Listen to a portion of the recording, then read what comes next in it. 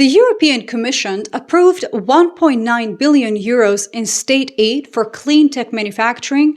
That's batteries, solar panels, wind turbines, heat pumps. Now, I know Europe has at times felt like once in a while it invests some money as charity for renewable energy, but this one is actually significant. This is Europe building the industrial capacity to never need Middle Eastern energy again. And Trump's war with Iran just made it that much more urgent. Stay with me in this one. We'll discuss exactly what it means.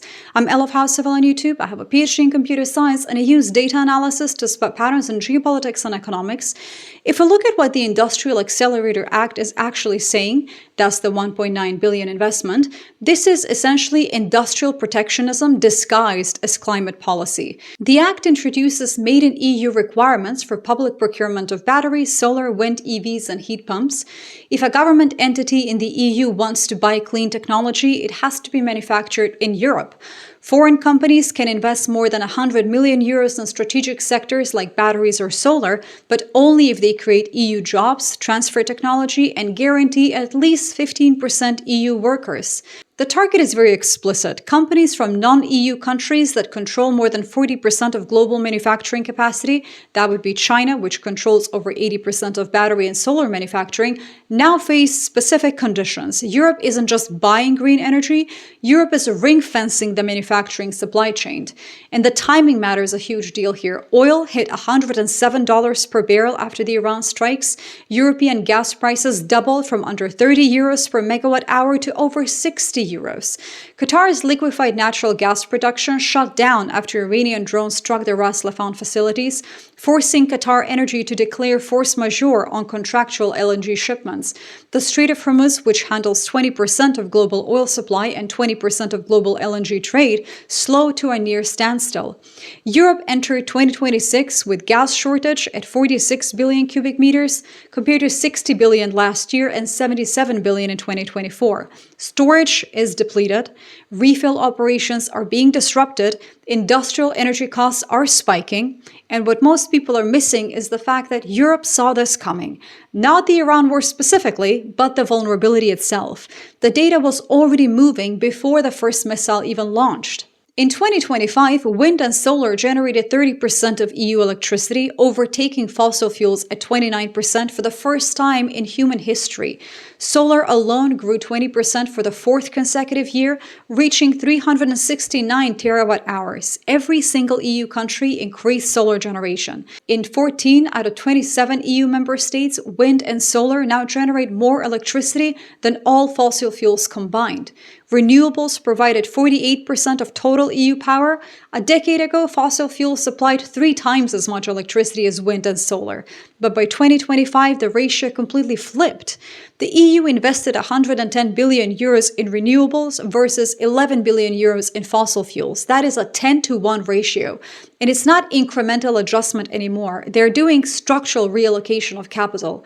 So when the Iran war spiked energy prices, Europe didn't panic and scramble for alternatives. Europe accelerated plans already in motion. The 1.9 billion euro approval is one piece, but let's just zoom out for a second. Germany received 3 billion euros in EU-approved state aid for clean tech manufacturing in February 2026. We're talking solar panels, batteries, electrolyzers across the entire solar supply chain, from polysilicon to modules. Portugal got 1 billion euros in October 2024. Poland received 1.2 billion euros in September 2024. France secured 2.9 billion euros in January 2024.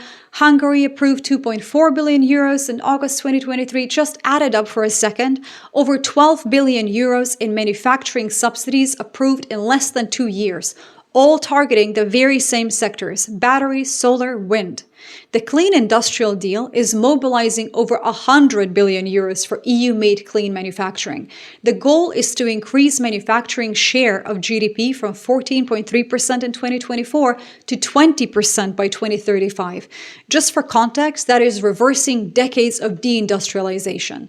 And at the same time, Europe is building the actual production capacity, no longer relying on other countries. 18 solar industrial projects are projected to deliver 30 gigawatts of manufacturing capacity by 2030, covering the full value chain from wafer and ingot production to large-scale deployment. For batteries more specifically, European gigafactory projects like Verkor, PowerCo, and ACC could meet a significant share of EU demand by 2030. The EU battery booster strategy aims to reduce dependence on any single country by 30% to 50% by 2029. If you've got any training in economic systems whatsoever, it really jumps at you that Europe is replicating China's playbook.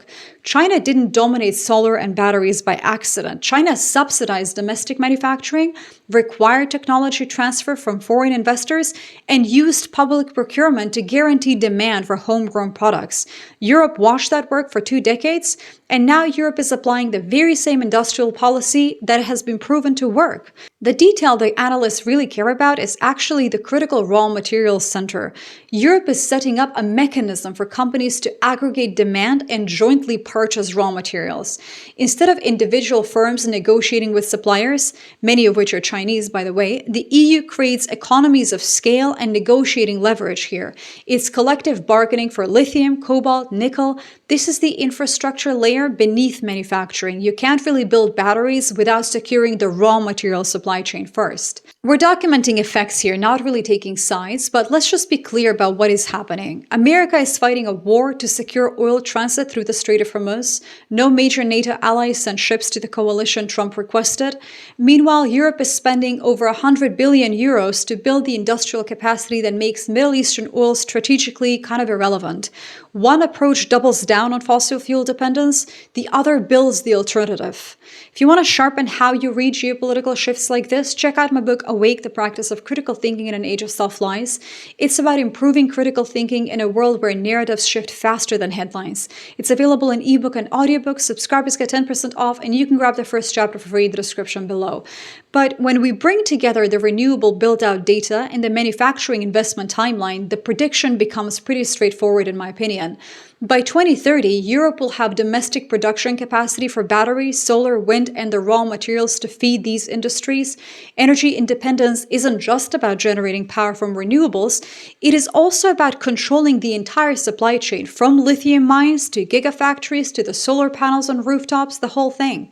The Iran war exposed how fragile global energy markets still are, but it also showed the limits of military solutions. You can send aircraft carriers to the Persian Gulf if you want, you can strike oil infrastructure, but you can't bomb your way to energy security, while the alternative is being manufactured in Poland, Germany, France, Portugal, and Hungary.